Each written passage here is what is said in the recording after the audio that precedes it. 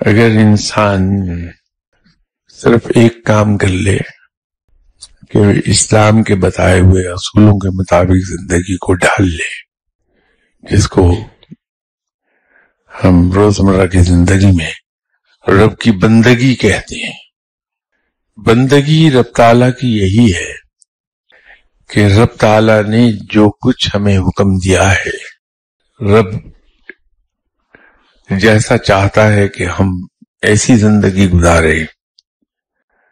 جب ہم رب کی ہر فرمان کی پابندی کرتے ہیں اور اپنی زندگی کو ویسا کر لیتے ہیں جیسا رب چاہتا ہے، تو ہم اپنی زندگی کو اسلام کے اصولوں کے مطابق ڈھال لیتے ہیں اور زندگی کا صرف ایک مقصد